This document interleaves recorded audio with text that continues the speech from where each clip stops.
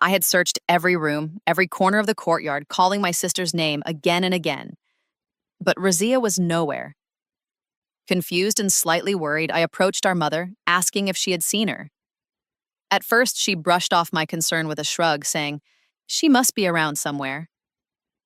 But when I told her more firmly that Razia was truly missing, her face tightened with unease. "Her wedding is in just a week," she murmured. "If someone from the village sees the bride wandering around like this, they'll never stop gossiping. This isn't how brides behave." We were still discussing what to do when the main door creaked open. Razia entered slowly, her face drained of color, her eyes dull, and her entire posture wilted like a flower struck by frost. Relief washed over us, but it quickly gave way to concern. I rushed forward. "What happened? Are you okay?" I asked anxiously. She didn't answer. Instead, she walked past us and collapsed onto the charpai, sitting motionless. A moment later, she finally spoke, her voice low and heavy. "I'm not getting married." The words stunned us both. Our mother's eyes widened in disbelief. I stared at my sister, thinking she was joking, but she didn't smile. There was no trace of joy or mischief in her face. Only fear. "Have you lost your mind?" our mother snapped. "Your wedding is next week and now you're saying this nonsense?" I moved closer and sat beside her, trying to calm the tension. Just a few days ago, Razia had been glowing with excitement, singing, dancing, trying on scarves, twirling with dreams of her new life. "Why are you saying this now?" I asked gently. "What happened?" She looked at me with eyes that seemed much older than just yesterday. "You're too young to understand," she said. "But there are things that happen before a girl gets married in this village. Things no one talks about." Her voice trembled with fear, but before I could press her for more, our mother stepped in, storming over to her. She grabbed Razia by the chin and demanded answers. "Where were you? Who did you meet? What nonsense have you filled your head with?" Razia burst into tears. "I went to Khalida's house. You know she got married last month. But something's wrong with her. She's not the same. She told me something today. Something that I can't forget. I don't want to get married. I won't." The room fell into tense silence. Then turning toward me sharply, our mother ordered, "Go next door and play. You don't need to hear this." Her sudden softness toward me was strange. She had never liked me playing outside. Something was being hidden. I obeyed, stepping outside, but my thoughts stayed behind. What had Khalida told Razia that terrified her this much? What secret made my joyful sister refuse marriage? And why did our mother look so afraid? Whatever it was, I knew it was only the beginning. Returned from next door after about half an hour. My mind hadn't been in the game at all. Even as I laughed with Fiza to keep up appearances, my thoughts stayed at home, circling my sister's pale face and my mother's anxious eyes. When I stepped back into the house, I immediately noticed that my mother was in the kitchen, stirring something over the stove, while Razia was back in the room, lying on the charpai with her back toward me. Her body was trembling faintly, and though her face was buried in the pillow, the sounds of her muffled sobs were impossible to miss. Something inside me tightened. I walked slowly to the door and peeked in. She didn't look up. Carefully, I placed my hand on her shoulder. "What's wrong?" I whispered. "Please tell me. You can trust me." She turned around suddenly and wrapped her arms around me, crying into my neck. "Dua," she said, "you're still so young. Too young to understand what they plan to do with me. Please, just pray I survive it. Pray they don't destroy me before they hand me away." I held her, but I didn't understand. She wouldn't explain. She only cried harder, shaking like a leaf. Her fear was real, whatever it was, and it terrified me more than anything. I had never seen Razia like this. So fragile, so hopeless. That night, I couldn't sleep. The next morning, I was sleeping outside in the open courtyard, curled up on the charpai under the faint light of dawn, when I was jolted awake by a scream so sharp it tore through my bones. It was our mother. I jumped up in panic and ran toward the sound. It came from inside the house. Our room. The moment I entered, my legs nearly gave out. Razia was hanging from the ceiling fan. Her eyes were wide open and lifeless, her mouth slightly parted. Her neck had twisted at a terrible angle. Her dupatta had become a noose. The sight was more horrifying than anything I had ever imagined. My voice got caught in my throat. For a moment, the world froze. People came running, neighbors, villagers, some screamed, others gasped. Someone finally helped bring her down, but it was too late. My sister was gone. Just like that. The entire village buzzed with gossip. Why would a girl, days before her wedding, take her own life? What secret had she carried to her grave? Everyone had questions, and I had no answers. All I knew was that she had visited Khalida and returned with a fear so deep it made her reject the very life she had once dreamed of. Now that fear had claimed her life, and whatever it was, it hadn't died with her. It had just begun to haunt me instead. The day of Razia's death blurred into night. Our house was overflowing with people, neighbors, relatives, elders. Some offered condolences with heavy sighs, while others whispered in corners, their curiosity barely hidden beneath fake sympathy. Everyone had questions, and somehow, I became the target of many of them. Did she seem troubled? Was there a fight with her fiancé? Did your mother pressure her? I had no answers. I didn't know what Razia had learned that made her so afraid. But I remembered her words, her tears, and the name she kept repeating, Khalida. I felt certain that the key to everything lay with her. When night finally came and the last visitor stepped out, the house fell into a heavy silence. My parents retreated to their room and I curled up again on the charpai outside, unable to sleep.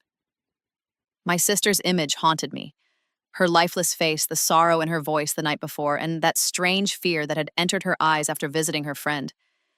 The darkness above was calm, stars scattered across the sky like secrets waiting to be uncovered. I stared up, wondering if Razia was watching me from somewhere, if she was trying to speak through the night wind, if she regretted leaving me without answers. I tossed and turned, unable to rest. Eventually, I got up, restless and uneasy, and wandered toward the door of my parents' room. The light inside was dim, and through the small gap in the wooden door, I could hear their voices. She found out, my mother whispered. Razia knew everything. I tried to keep it from her, but Khalida told her. That girl told her everything. My father's voice erupted in anger. I warned you, didn't I?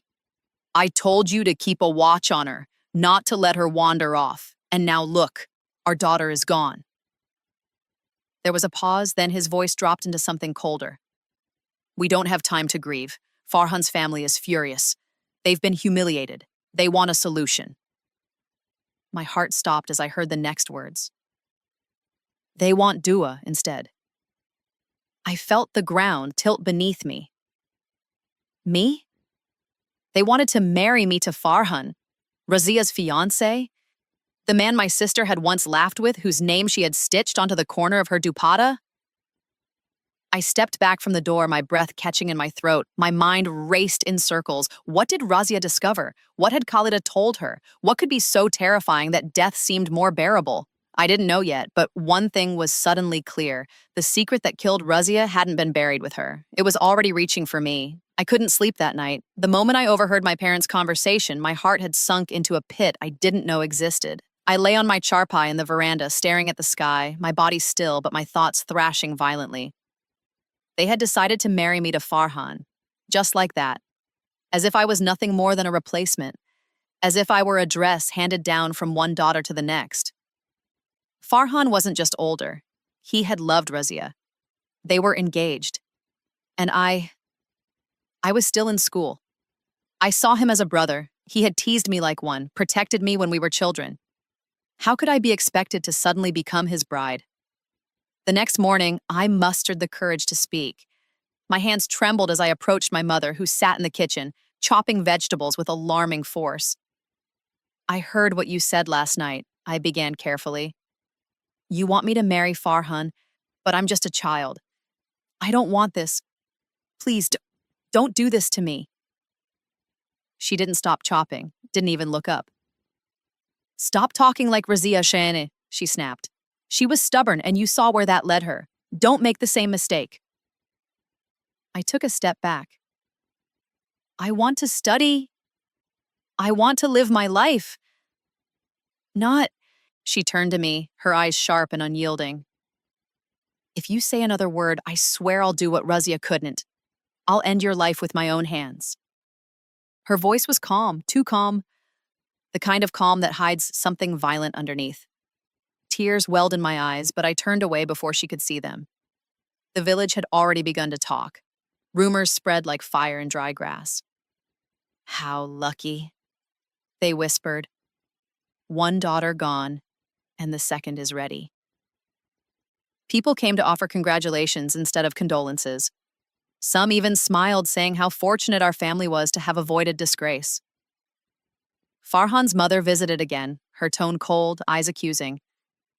Your first daughter shamed us, she said bluntly.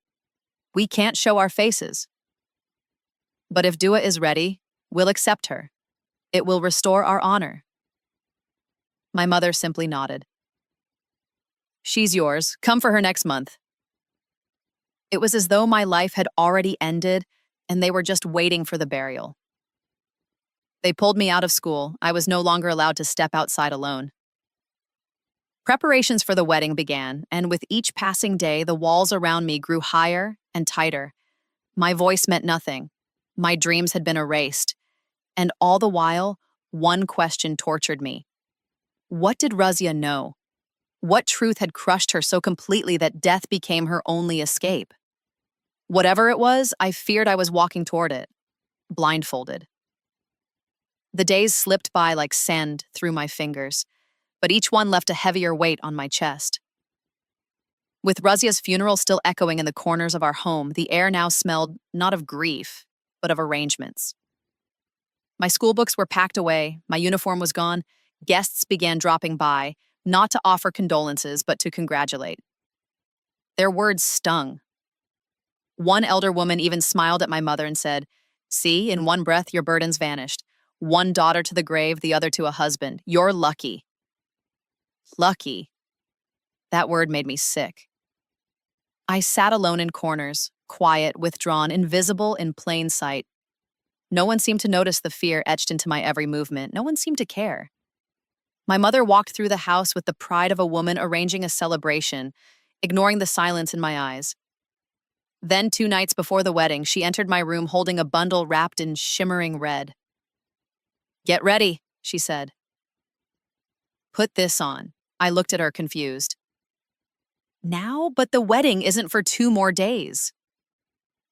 Her expression didn't change. She raised a finger to her lips and hushed me. "No more questions. Tonight you are a bride."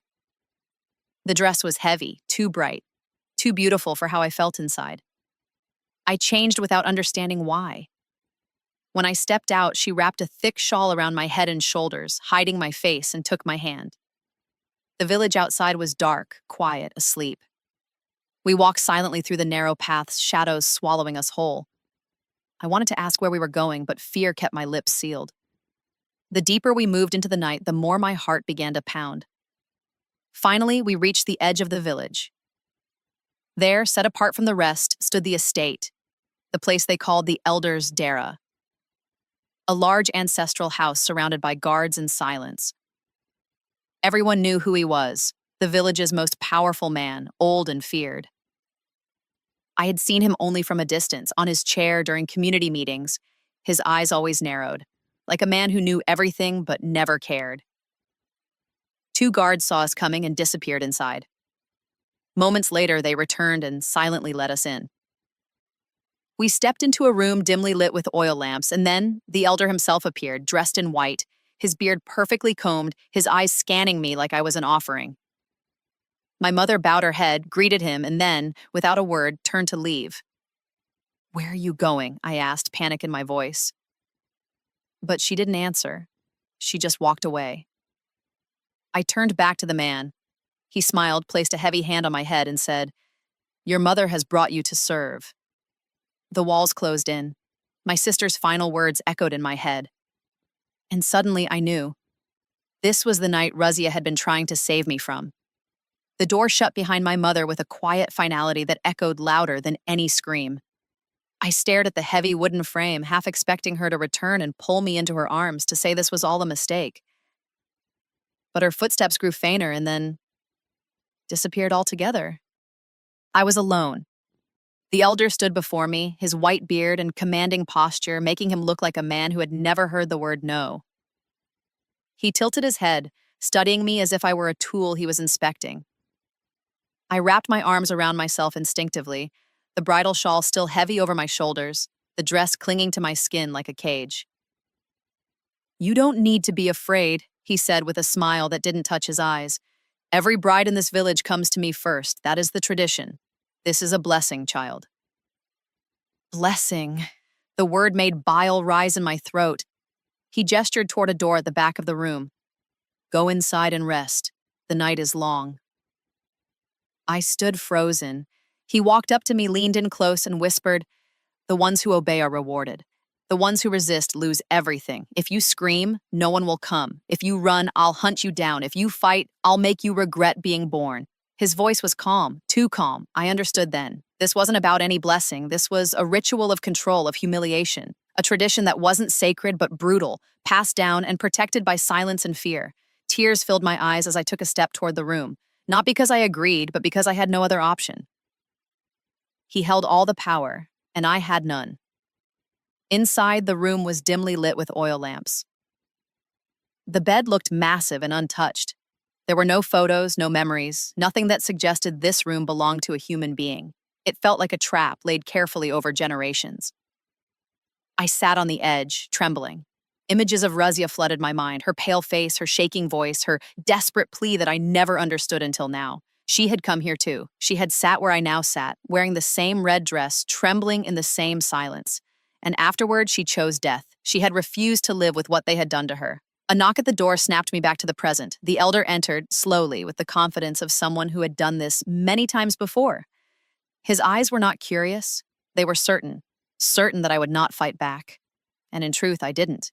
Because I was too afraid to die, too afraid to lose my parents, too afraid to scream into a world that wouldn't listen.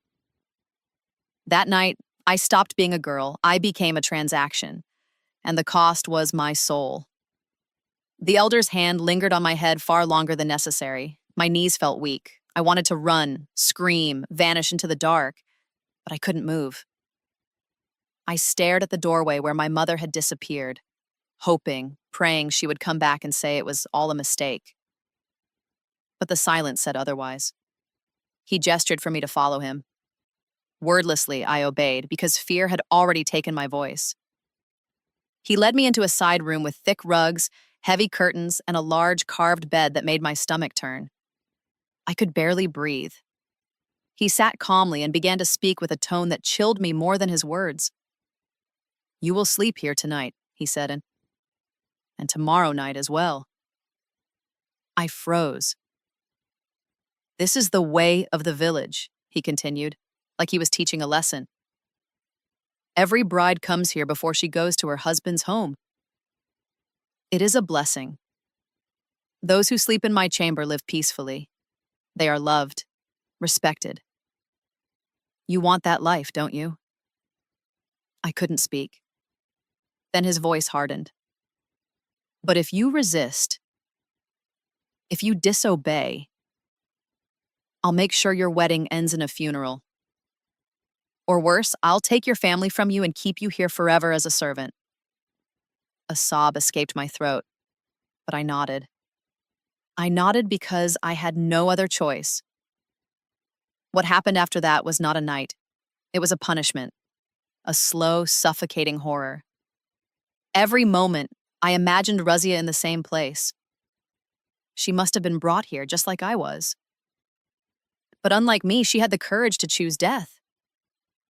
I now understood the weight she had carried, the thing she couldn't say aloud, the thing that made her soul collapse under its shame. When dawn came, I was broken. My body hurt, but my heart had vanished. The girl who had walked into that room was gone. And then, just as promised, my mother returned at sunrise. Her eyes didn't meet mine. She didn't ask what had happened. She simply took my hand and led me home as if nothing had changed. But I had changed. I had become a shadow of myself. I cried silently the entire day.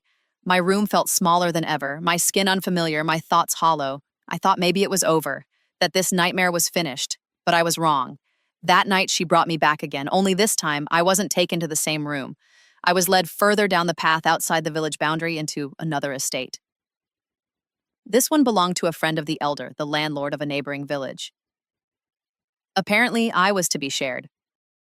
The ritual, I realized, was not sacred. It was a system, one that devoured girls like me, one after another. Razia hadn't lost her mind. She had seen the truth, and it had destroyed her. The third night came like a funeral procession. I was dressed again in the same red outfit, washed, re-ironed, as if the blood and shame of the past 2 nights could be erased with soap and steam, but I wasn't taken to the elder's estate this time. I was taken to my wedding. Yes, my wedding. A girl who hadn't even healed was now being gifted away as a bride, her soul barely stitched together. My face was painted, my bruises covered. I was sent into Farhan's home like nothing had happened, and everyone around me smiled as if it were a celebration. That night, when Farhan finally entered the room, he didn't ask how I felt. He didn't offer comfort. He only asked one question. "You spent 2 nights at the elder's estate, didn't you?" My silence was answer enough. He grabbed me by the hair, yanked me toward him, and muttered, "Every girl in this village is dirty, and yet we men keep pretending like we can protect them." He didn't stop. He did what was expected of a husband, but with bitterness, not love. With power, not tenderness. I was a burden now, not a bride. A woman who had already been used. And so I was punished again. For surviving what others had accepted as normal. For enduring what my sister could not. That night, I understood. The abuse didn't end at the elder's gate. It simply changed its face. Time passed, but nothing healed. 2 years into the marriage, I was still treated like a stranger in my own home. Farhan never truly accepted me.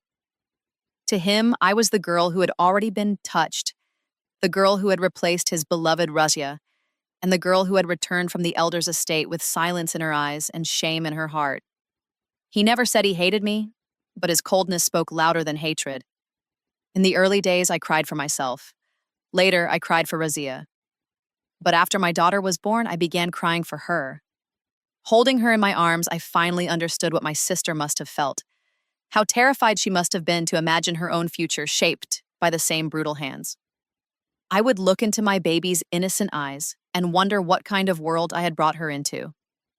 Would she too be taken to the same estate one day? Would her cries also be buried under words like tradition and honor? That fear was deeper than anything I had felt before. One evening, I sat beside Farhan, my daughter asleep on my lap, and whispered, "Let's leave this village, tonight. Let's take her away before she grows up under the same shadows." He looked at me like I was mad. "Leave?" he said. "Run from the elders? From their eyes, their reach? They'll kill us before sunrise." I stared at him and saw not a husband, but a man broken by fear. He was willing to survive quietly, even if it meant watching history repeat itself. He had failed to save Razia. Now he was choosing not to save our daughter. But I couldn't live in fear any longer. I would not let my daughter grow up in silence. That night, I packed a small bag. I wrapped my baby in a warm shawl, and while the village slept under 1,000 silent stars, I walked away, barefoot, trembling, but determined. Razia couldn't escape, but I would, and I would take her spirit with me. I didn't know where I was going, only that I had to keep walking. With every step away from that cursed village, I felt the chains loosen, one link at a time. My baby slept quietly against my chest, unaware that her future was being rewritten in the cold night air. We walked through fields, across broken roads, until we reached the nearest bus station by sunrise. I bought 2 tickets, one for me and one for the life I would protect at any cost. The city was loud, unfamiliar, and harsh, but it didn't smell of silence and secrets like our village did. Here, I found work at a factory and a women's hostel that allowed me to keep my daughter with me during the day. It wasn't easy, low wages, long hours, tired bones, but it was honest. More importantly, it was safe. Each night, when I held my daughter and watched her sleep peacefully, I promised her silently, "No one will ever decide your worth. No one will take your voice. You will grow up untouched by the shadows that devoured your aunt and nearly destroyed your mother. Sometimes I still see Razia in my dreams. She stands at the edge of the fields in her wedding dress, smiling but sad. I wake up crying, knowing she never got the chance I did. But I survived, and I escaped. Not because I was braver, but because I had someone to live for. There are still hundreds of villages like mine where young girls are dragged into rituals dressed up as customs, and no one dares to speak. Where silence is loyalty, and obedience is survival. Where elders still rule with the fear of death and the promise of protection that never truly comes. But I broke the cycle, and one day, so will others.